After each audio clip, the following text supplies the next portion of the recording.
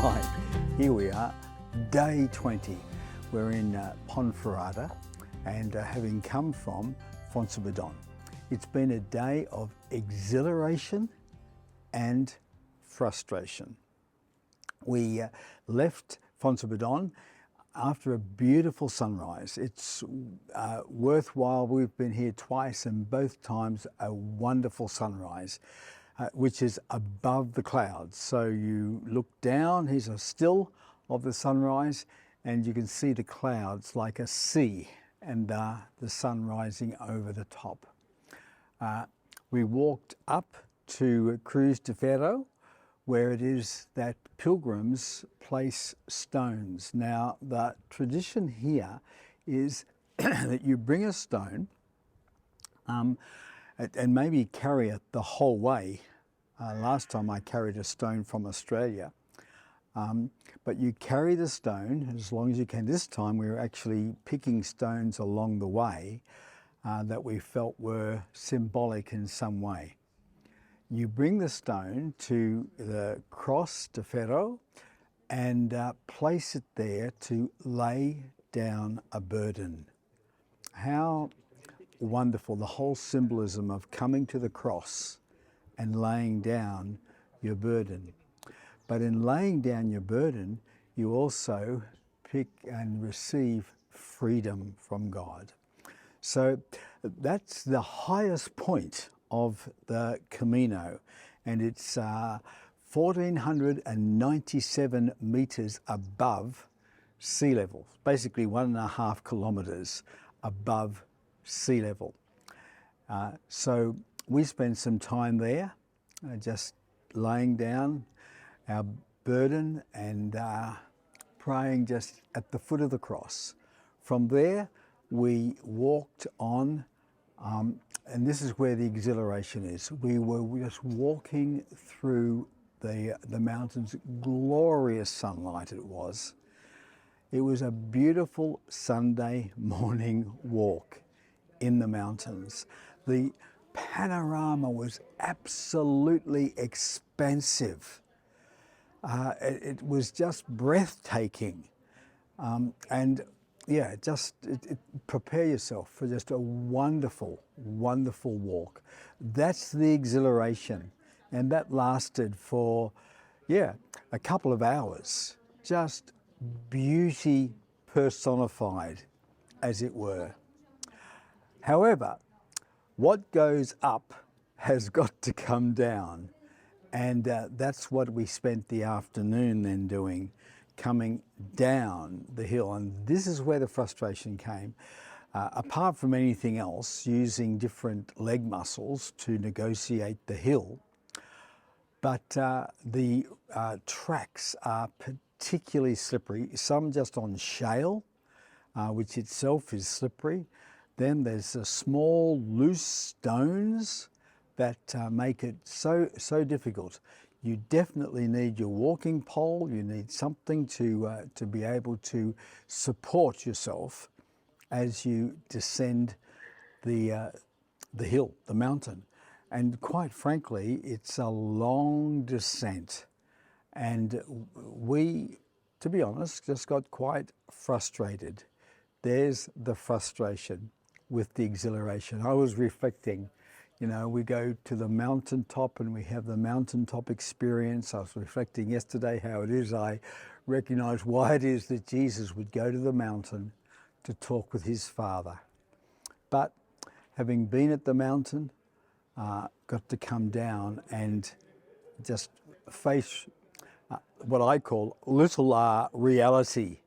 Again, Jesus was on the Mount of Transfiguration with Peter and James and John, but then they had to come down the mountain. And where was Jesus heading? He was heading for the cross. So we do have times of exhilaration in life, don't we? But there's going to be times of frustration. You can't, it's almost impossible to have the one without the other. So we wound our way down through a few villages and became closer and closer to the cloud. As I'm standing here in front of the castle of Ponferrada, you may recognize that there is indeed some mist around, and that's because we are back down in the cloud that we had seen from above. And so there's mist all around. We got to Molineska, and just beautiful, beautiful city going right back to Roman times. We walked across the bridge there, a couple of wonderful churches just to behold, but just an ancient village from Roman times. Now, to be honest, we knew that the next 6 kilometres was going to be a pretty boring walk just through the suburbs, basically from Molineska to Ponferrada. There is an alternative way of going that winds through the fields, but it's an extra couple of kilometres. And quite frankly, after 20 Ks of walking 10 of those, or a bit more, 12 probably, coming down, using those leg muscles that we don't use normally, the legs got very tired.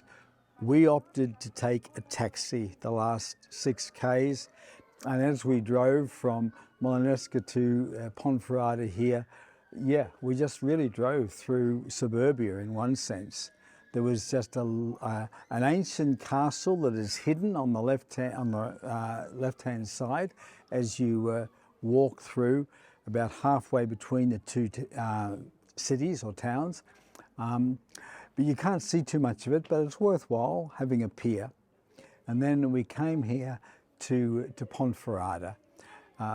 Here, this 12th century castle built by the Knights Templar, and their reason for building it was to defend the pathway, the Camino to Santiago.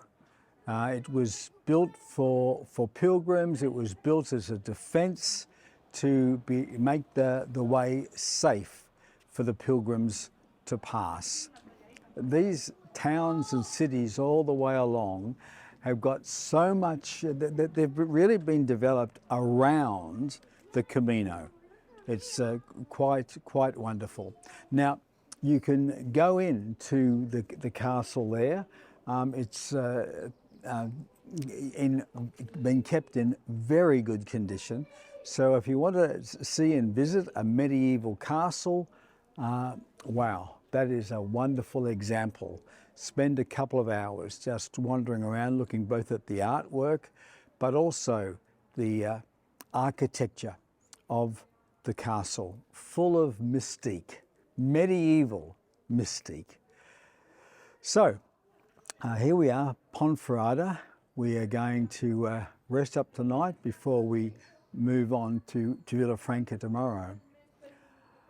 Our reflection for today was Ignatius's 4th exercise. Yesterday it was the fact that we will have times of consolation when our heart rises to what it is, to God's presence, as it were.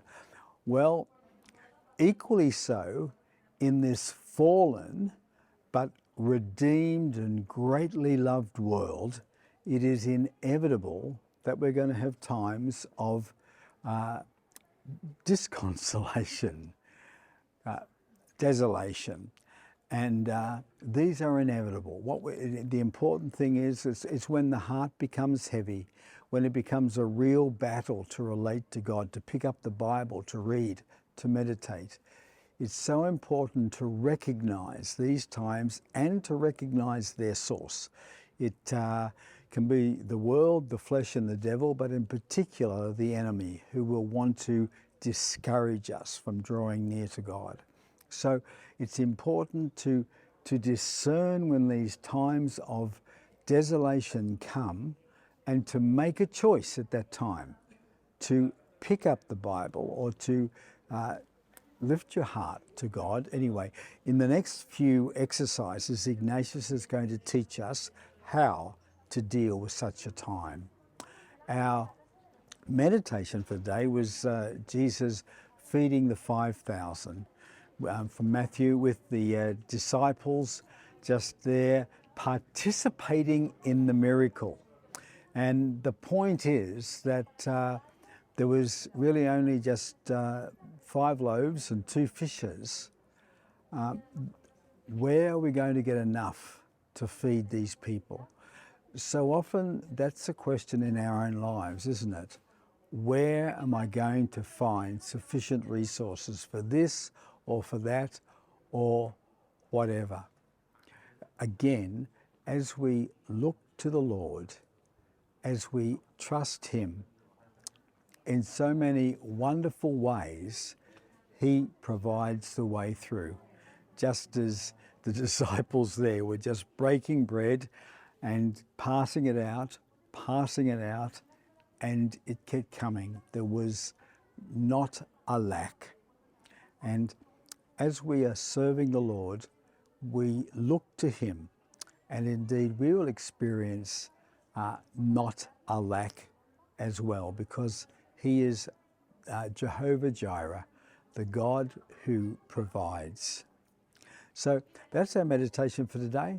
I leave you just to think about that, and we'll look forward to catching you tomorrow. God bless you.